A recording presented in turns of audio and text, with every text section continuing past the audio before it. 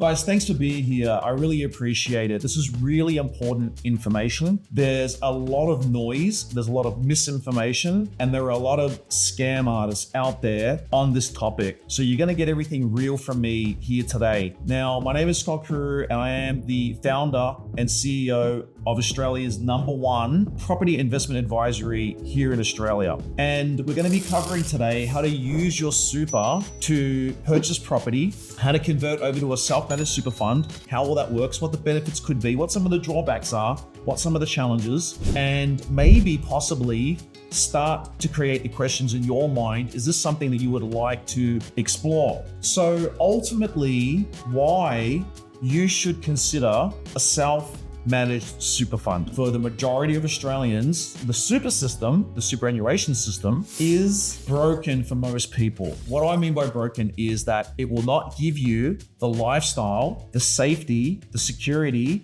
the money and the finances that you're used to having now while you're working in your retirement. It will not retire you early. It will give you very little money to last you from your retirement age, maybe age 55, maybe 60, 65.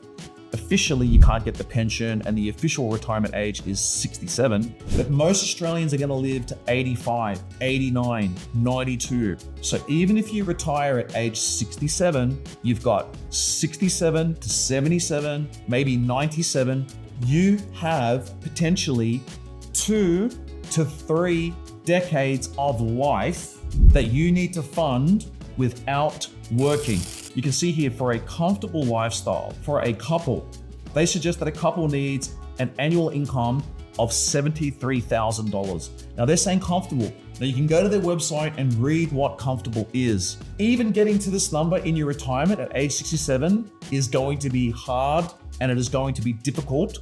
And 80% of people are not on track to get that amount in their retirement. So the average retired Australian couple needs at least 73K per annum to live a comfortable life in their estimation. Now, how much super do you need to retire? This is the average super balance in 2021 by age. With a super amount of 900,000, if you withdraw 4% of that 900,000, which is 36,000 a year, if you withdraw that to live on as part of your salary in retirement, what will happen is, as long as you don't have too much other money, because the government won't give you a pension, but if you take out $36,000 every single year, then the government will top you up. So as a couple, they'll top you up about another 40, 45,000. As a single, they'll top you up about another 26,000. So a couple would get this 36,000 plus they would get about 45K. It varies, guys. I'm just giving you a round number, but that's around about what it is. So you're going to have around about that amount, but you do need 900,000, and most people do not have that amount. So people are short. And remember, even if you're going to have this number by age 67, I'm going to share with you a horrifying statistic that most people run out of money before they leave the planet. They run out of super before then. Why? If you've got a 20 to 30 year home today and you're not retiring for 20 years, that makes your home 40, 50, 60 years old. Then at retirement age 67, you must maintain that home another 20 years. And when you run the calculations on what renovations are needed to be done on a 50, 60, 70, 80 year old home, you're talking over 2 decades, about $100,000 to $150,000 in renovation costs to keep that home upright and functioning. So a lot of people have to chunk into their super and reduce their super by 100, 150 grand just to maintain their assets and maintain their main home. You will have no idea how much money you're going to need for your health at 67 and beyond. The problem with our health system is it's so-called free. There's a lot of health interventions and a lot of health medications that are extremely expensive that are not on the government's PBS scheme. And it's very hard for doctors to write you a prescription for it. And you will have to find other ways of gaining access to that medication. Possibly that medication may in fact not even be approved in Australia. You might have to go to Germany. You might have to go to America. You might have to go to other countries in Europe to access the medical treatment that you need. I want to share a story with you. My mom, who's almost 70, has a really good friend who had a really big problem with her digestive system. The doctors here couldn't help her. She was able to find a doctor in America that specializes in what she has, a very rare condition. She would need to fly to America and get treated there, ongoing treatment, return to America for checkups, and undergo treatment in America. Almost none of it will be covered by her health insurance. And in addition to that, the Australian health system does not have access to that treatment, doesn't have the medications, and doesn't have the experts here in the country to take care of it. So if she wants to live, she needs to take out between 150 to 200K from her super to stay alive. And so what I'm saying is, now is the time to plant seeds, to build up as much super, but also build up as much wealth in your own name outside of super as possible. So it is clear that living solely off superannuation is not feasible for many Australians. The current system is broken, leaving retirees unable to maintain a comfortable lifestyle. So relying solely on a 4% return from super does fall short of essential living expenses,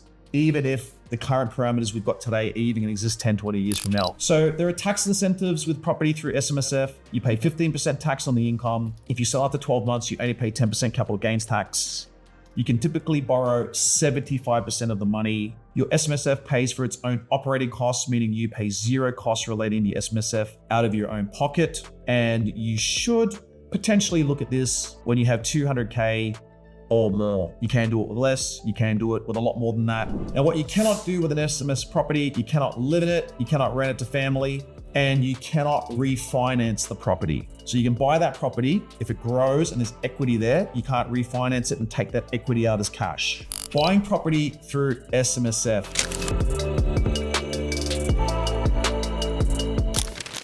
So in this case, the main home, the principal place of residence, PPR, is paid off. Now, we're going to say that the super balance is 400 for the man and 370K for the woman. They're aged 60 to 69, and these are reflective of the averages today. So I haven't just made those up. Those are actually the averages today. Now, for a single person with the house paid off, with 428K in super, getting a 4% return, they will take out $17,000 a year from their super. They would then get topped up from the pension. As long as they're under those thresholds, which aren't very much, they'll get another $29,000 from their pension. So that's going to be about 47K per year. Now, for the female, house paid off, that's going to be about $15,000 from the super, $29,000 from the pension. That's about 45K. For the couple, they're at 4%. They're going to take $32,000 a year. They're going to get about $36,000 from the pension. They're actually going to have $68,000 per year. And again, AFSA estimates you need 73. So they're below that. But even that number, I believe, is too low. Most people here believe is too low. Now, I want to show you what you could do and what you could achieve rather than just having that 3, 4, 500K of super.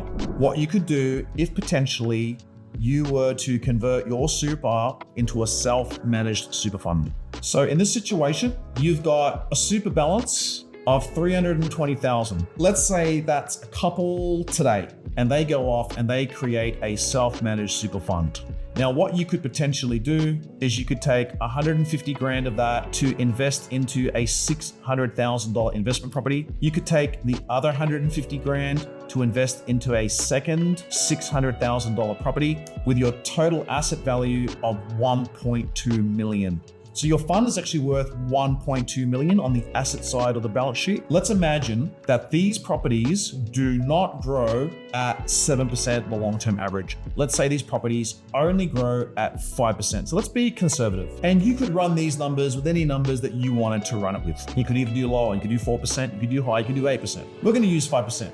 Now that means that 20 years from now, this property portfolio worth 1.2 million would be worth 3.25 million. Now, in 30 years, in their 70s, this portfolio of 1.2 million would be worth 5.36 million. This is at a growth rate of 5%. So can everyone see how powerful leverage can possibly be? Now, in 30 years, both properties should be paid off. How?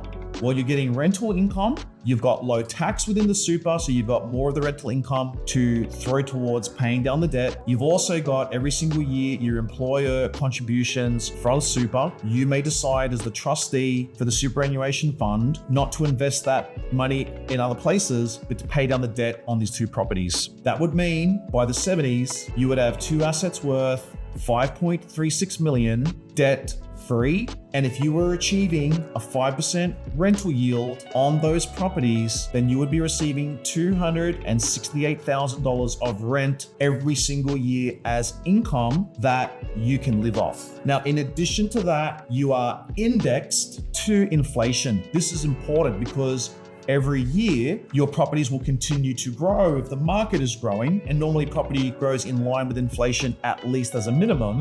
And as long as our population continues to grow, as long as we have migration coming into the country, then properties will continue to grow. And what that means is you're going to create a passive income indexed to inflation. But can you understand just from this example, it's purely based on education. It's for education purposes only. It's not a promise. It's not a forecast. It's not even a review of past performance. But can you see the principles of leverage at play? Even if you were to do one property, it would be very, very powerful. But we do see many people that have the income to support it. Many doctors, surgeons, highly paid IT workers, people that are really well paid, business owners, they are able to do a lot more than this. But even one property would get you to at least half of that 5.3 million. Even with one property, you would have potentially, in this scenario with these numbers, you would have 2.5 million. Guys, that is a tremendous outcome. And that's why people are doing this. So I want you to compare just based on average super, having a 68K income, which is some pension, which may or may not be there, plus your own super amount. But remember, you're drawing that 4% return out of your super. The balance of your super then is not growing with inflation because you're taking the growth out. Whereas with property, you've got 5% rent, then you've also got capital growth on the property, which means you're indexed to inflation for the life of the assets. Now, of course, with property, we've got to look at things like ongoing maintenance. There will be ongoing maintenance, but you've got to remember that rents continue to grow. And even if we were to take $10,000, $20,000 or $30,000 a year out of this amount here to maintain and continue to renovate the property, keep the property in good condition, you'd still be far ahead than just having $68,000. So if you can see that and understand that, I'm not suggesting that you do this. I'm suggesting this is a possible reason why 500 to 700 people every single week are converting to a self-managed super fund. So if you're interested in getting started, who is interested in learning more, possibly talking to one of our experts about how this works? Do you qualify? Maybe you've got all these questions about how this works. You want to know what the cash flows on a property look like. Can you afford to do this? What does it cost to set up? How do you set it up? What are the rules around it? A few things about how to get started. First thing, the guideline is you should have 200K or more, okay? If you've got 200K or less, I would not really be thinking about it. Your setup fees are gonna be around 4K. Now, there's people out there that will charge 12, 18K to set these things up. It should not cost that much. You need a certified advice from a licensed financial planner. This is key. Annual maintenance fees are approximately 4K. So if you've got a balance of 200K, 4K is a pretty big percentage.